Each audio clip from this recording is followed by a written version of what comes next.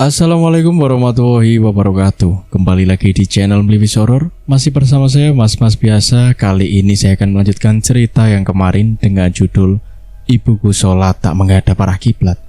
Cerita ini ditulis oleh Kak Arsita Malika. Buat kalian yang ingin membaca ceritanya secara langsung, kalian bisa kunjungi link dan akun yang sudah saya sertakan di deskripsi. Tanpa berlama-lama, langsung saja kita ke ceritanya. Ayo cerita saja.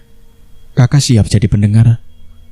Kalau mau peluk juga gak masalah, sahut Bia sambil menangkup dagunya dengan tangan kirinya. Di mata Bia, Ardi masih seperti adik kecilnya yang dulu sering ingusan, menceritakan banyak hal tentang keseruannya bersama teman-temannya. Timku kalah bermain basket. Aku malu, jawab Ardi dengan ekspresi masam. Menang kalah itu hal biasa, Dik. Daripada marah-marah gak jelas begini, mending kamu dan timmu berlatih lagi. Toh ini kali pertamanya timmu kalah. Bentar lagi kan ada seleksi basket di bidang internasional. Kamu gunakan saja waktumu sekarang buat latihan lebih keras, supaya kamu dan timmu bisa lolos. Nah, aku kan sering datang untuk melihatmu bermain, oke? Tutur Bia dengan penuh kasih. Ardi tertegun. Ia menyadari ada benarnya juga ucapan Bia barusan. Suasana hati Ardi sudah tampak lebih tenang setelah mendengar penuturan Bia. Karena gengsi, ia mengucapkan terima kasihnya dalam hati saja. Oh iya, sorry ya soal semalam, kata Ardi seraya menoleh kepada Bia. Bia menaikkan kedua alisnya, merasa kurang mengerti dengan ucapan Ardi itu. Soal apa? Kemarin gue datangnya lambat pas habis matiin meteran lampu. Soalnya gak tahu kenapa rumah kayak berubah jadi tempat yang kosong melompong. Gak ada apa-apanya. Intinya gue kayak tersesat gitu, jawab Ardi gamblang. Oh, kirain soal apa? Gak apa-apa kok, ucap Bia sambil tersenyum tipis. Ia mengira Ardi akan meminta maaf soal sikapnya yang selalu kasar kepadanya.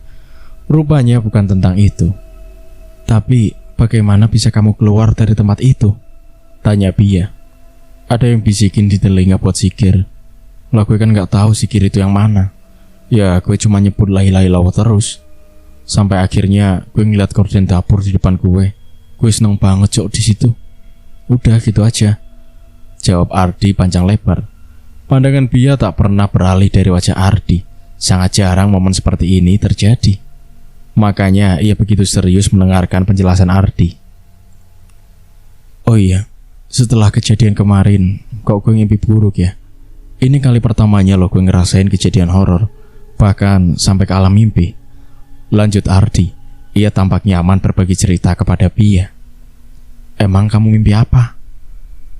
Nah itu dia, gue gak inget. Bia terkekeh. Gimana sih? Masa secuil pun kamu gak ingat?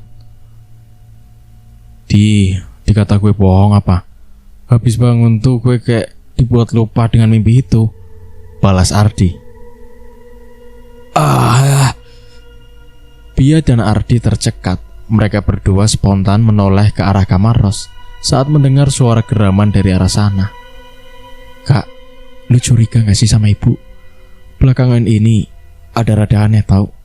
Kemarin juga gue sempat lihat ada sosok hitam masuk ke kamarnya, gumam Ardi. Bia tak menggubris perkataan Ardi. Ia tampak sedang berpikir. Ia mulai menghubungkan perkataan Ardi barusan dengan kejadian waktu subuh kemarin, di mana ia mendengar suara seseorang melantunkan mantra berbahasa Arab, melihat ibunya sholat di arah yang salah, serta sosok menyeramkan yang ia lihat saat itu. Sepertinya kita harus menyelidiki ibu deh, pendapat Bia. Aduh, lu aja deh, kan gue harus latihan basket kata lu tadi. Ardi mendengus malas. Ya udah deh, kata Bia, kemudian meninggalkan Ardi masuk ke kamar. Saat ia masuk, pas sekali ponselnya berdering. Bia pun melangkah cepat mendekati ponselnya yang sedang tercharger di atas nakas. Nama Raffi terpampang di layar ponsel Bia. Ia segera menekan dan menarik ke atas tombol berwarna hijau itu. Halo, ini Bia temannya Raffi kan? Saya ibunya Raffi, ucap suara dari seberang sana yang rupanya Asih, ibu dari Raffi. "Ada apa, Tante?" tanya Pia yang tampak panik mendengar suara Asih yang terdengar bergetar dan cemas. "Raffi baru saja mengalami kecelakaan waktu Tante nyuruh dia ke minimarket. Tante takut Raffi kenapa-napa." Suara itu kini berubah begitu pilu, diiringi oleh isak tangis. Pia terkejut. Tubuhnya seketika nge-freeze. Ia tak mampu berucap apa-apa. Ketika Raffi terkena demam berminggu-minggu saja, ia teramat khawatir, apalagi seperti ini. Tante tenang ya, Pia ke situ sekarang," ucap Pia yang saat ini juga dilanda kecemasan. Ia segera mematikan teleponnya dan keluar dengan langkah terburu-buru menuju keluar. "Pia, mau kemana kamu?" teriak Ros. Baru saja Pia ingin memegang handle pintu, Ros malah lebih dulu memanggilnya. "Aku mau ke rumah sakit. Raffi baru saja mengalami kecelakaan," jawab Pia. Ia semakin tak tenang karena langkahnya terhentikan. "Kau tidak kuizinkan keluar," ucap Ros dengan tatapan dingin. "Tapi Bu..." "Shh, jangan membantah," pekik Ros sambil menempelkan telunjuknya ke bibir. Seketika mata Pia memanas, bibir bawahnya bergetar menahan tangis. Ia mengepalkan kedua tangannya karena begitu kecewa dengan keputusan sang ibu. "Pia mohon, Bu, izinkan Pia ya." Pia memelas meminta izin sambil mengatupkan kedua tangannya di depan dada. "Kalau ibu bilang tidak ya tidak. Kau nih ya, memang pantas dijadikan tumbal. Gak guna tahu," sentak Ros. Beberapa detik kemudian ia baru menyadari keceplosan yang baru saja mulutnya keluarkan. Ekspresinya langsung berubah bias. Pia tercengang. Ia yang sebelumnya menunduk sontak mengangkat kepalanya. Suasana hati yang tadinya panik kini berganti menjadi kebingungan. Ia menatap lekat kedua bola mata ibunya, seperti menuntut penjelasan. "Kenapa kau menatapku seperti itu? Masuk!" pinta Ros seraya menggerakkan kepalanya ke arah kamar Pia. Lalu ia lekas meninggalkan Pia yang masih belum bisa mencerna maksud dari perkataan Ros barusan. Pia berjalan ke arah kamarnya dengan perasaan sedih. Sampai di kamar, ia menutup wajahnya dan menangis sesekukan. Ia meraih ponselnya dan mencoba menelpon nomor Raffi untuk meminta maaf kepada Asih karena tak bisa datang menjenguk Raffi di sana. Pia tak menyerah. Ia terus menghubunginya, walaupun hasilnya tetap sama. Pia semakin khawatir. Pikirannya kalut, tak bisa berpikir jernih. "Kok nggak diangkat-angkat sih?" ucap Pia gusar. Tiba-tiba saja jantung Pia serasa dihantam sesuatu, sehingga membuat Pia terhenyak. Pia melotot dan terdiam merasakan nyeri di dada sebelah kirinya itu. "Teruslah sakiti dirimu dengan sedih dan stres seperti itu, karena aku punya peluang besar untuk memiliki tubuh secepatnya." Ucap suara tanpa wujud itu sambil terkekeh. Pia memutar-mutar tubuhnya mencari sumber suara tersebut. "Ngapain kau mencariku sampai seperti itu? Aku di dalam tubuhmu, bodoh." "Ya Tuhan, yang dikatakan Raffi benar. Di tubuhku ini sudah ada yang menghuni," gumam Pia dalam hati. Pia berlari menuju lemarinya dan berdiri di depan cermin besar yang menempel di lemari tersebut. "Kalau kau memang ada di dalam tubuhku, coba tunjukkan dirimu di dalam cermin itu," hardik Pia. "Oh, kau menantangku ya? Boleh." Dengan sekejap mata, wujud Pia yang berada di cermin berubah menjadi sosok yang menyeramkan. Pia yang menyaksikan itu terbelalak kaget. Spontan ia menutup mulutnya dengan kedua tangannya sambil mundur beberapa langkah dari cermin. Makhluk itu tertawa terbahak-bahak melihat reaksi dari Pia. "Penakut," ledek sosok itu. Karena sosok itu terus-menerus meledeki dirinya, Pia langsung mengubah ekspresi wajahnya ketakutan itu menjadi garang. "Penakut? Aku hanya sedikit terkejut. Pasalnya rupamu ternyata sangat buruk. Seharusnya Abud mengirimkan aku budaknya yang lebih mendingan darimu," balas Pia seraya menunjukkan senyum licik. Sosok itu kemudian terdiam. Ia memandang Pia dengan tatapan tak suka. "Hei, kenapa diam?" "Oh iya, namamu siapa?" tanya Pia dengan gerak-gerik yang meledek. "Jawab dong. Aduh si Abud nih, udah ngasih budak yang buruk rupa. tuli lagi, kata Pia sambil cekikikan. Apa maksudmu berkata seperti itu? Aku tidak tuli. Dengar ya, sebentar lagi tubuhmu akan kuambil alih. Dan kau jangan macam-macam kepadaku. Aku bisa saja mencelakai dirimu kapan saja seperti tadi. Bahkan bisa lebih dari itu. Benging sosok itu. Tadi kau bertanya soal namaku kan? Aku Sapia. Lanjutnya, Pia tercengang mendengar nama sosok itu. Nama dia mirip dengan namanya, Rabia Syakim Al-Habudin. Apa kau punya nama lengkap? Tanya Pia penasaran. Sosok itu hanya menyunggingkan senyumnya. Jika sudah waktunya tiba, aku akan memberitahumu. Balasnya, lalu wujud seramnya dicermin berubah menjadi Pia sendiri. Setelah ucapan Ros tadi, Pia kembali dibuat bingung dengan ucapan-ucapan Sapia. Ia semakin mumet dengan ribuan pertanyaan yang tersemat di dalam hati dan pikirannya. Ia berjalan menuju kasur dengan keadaan yang lunglai, menjatuhkan bokongnya ke kasur dan mengusap kasar wajahnya. Bukannya berkurang malah bertambah. Ucap Pia merasa dongkol. Namun ia segera menepikan hal yang membuatnya stres, bukan berarti melupakannya. Tetapi ia ingat kata Sapia tadi, jika ia sedih dan stres yang berterusan, maka tubuhnya akan lebih mudah dan cepat dia ambil. Dia mengatur nafasnya yang memburu dan mengucapkan istighfar berulang kali. Setelah melakukan itu, hati dan pikirannya sedikit lebih tenang dari sebelumnya. Ia melirik sebuah jam yang berada di atas nakas. Rupanya sudah jam 1:30. Sedari pagi ia belum makan apapun, tetapi ia tak merasa lapar sama sekali. Itu semua karena masalah yang ia hadapi terus datang silih berganti, membuat nafsu makannya hilang. Dia melamun, meratapi nasibnya yang suram. Ia terus memaki segala kesialannya yang menerpa di dalam benaknya. Ia merasa semakin hari semakin rumit saja hidupnya. Lamunan itu tiba-tiba buyar tatkala sebuah panggilan telepon dari aplikasi hijau itu berbunyi begitu nyaring. "Raffi," ujar Pia. Dengan begitu semangat ia mengangkat telepon tersebut. "Tante, maafin Pia ya. Pia nggak diizinkan untuk datang ke situ sama ibu," jelas Pia. "Iya, nggak apa-apa kok nak," balas Asih. Ia terdengar sudah tak menangis. "Tante cuma mau ngabarin kalau Raffi lagi kritis," sambungnya. Astagfirullah. Pia syok, dadanya terasa sesak mendengar berita buruk itu. Tak terasa air matanya jatuh membasahi pipinya. Ia gagal menahannya, karena di saat-saat seperti ini begitu sulit baginya menahan untuk tidak sedih dan stres. Ia sembunyikan kesedihannya itu agar Asih tak mendengarnya. "Raffi kecelakaan tunggal atau bagaimana tante?" tanya Pia sambil melap air mata dan ingusnya menggunakan tisu yang baru ia ambil dari laci nakasnya. "Ya, kata saksi mata, dia mengalami kecelakaan tunggal. Penyebabnya belum diketahui. Awalnya polisi menduga jika remnya plong, tapi setelah dicek semuanya aman," jawab Asih dengan rinci. "Tapi tante rasa..." Tiba-tiba saja teleponnya mati. Sepertinya baterai ponsel Raffi habis, pikir Pia. Dengus Pia.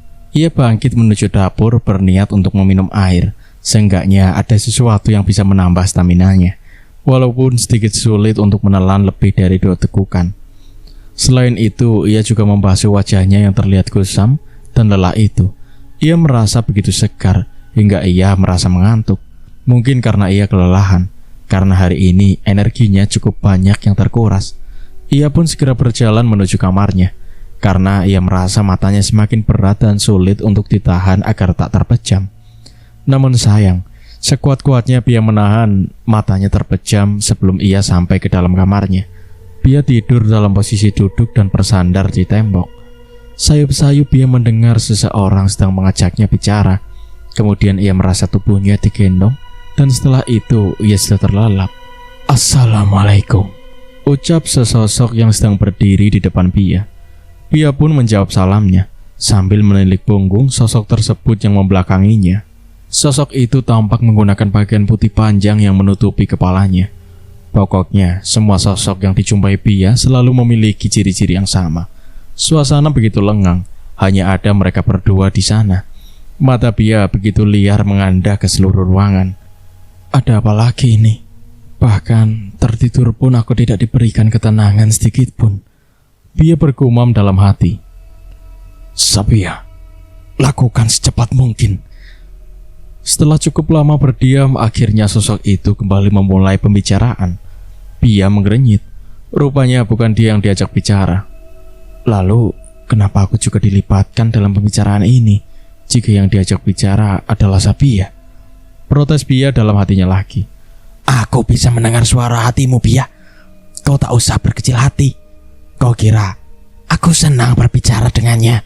Tidak, Celetuk Sabia. Bia terperanjat melihat wujud Sabia di dalam cermin besar yang posisinya tak jauh dari Bia. Sejak kapan cermin itu berada di sana? Perasaan tempat ini tadi kosong. Batin Bia. Nanti saja terkejutnya, Ucap sosok tadi seraya membalikkan badannya. Lagi-lagi Bia dibuat terkejut. Namun kali ini jauh lebih mengejutkan. Pasalnya sosok itu rupanya Furqan Al-Habudin, sang ayah. Ayah, Ucap Bia. Ia tergugul tak menyangka bisa bertemu dengan Furqan di dalam mimpi. Rasa rindu yang menggunung itu memberontak meminta untuk segera dilepaskan. Bia berjalan perlahan mendekati Furqan. Kedua sisi bibirnya ditautkan ke dalam, menahan tangisnya. Ia tak ingin terlihat lemah di depan sang ayah.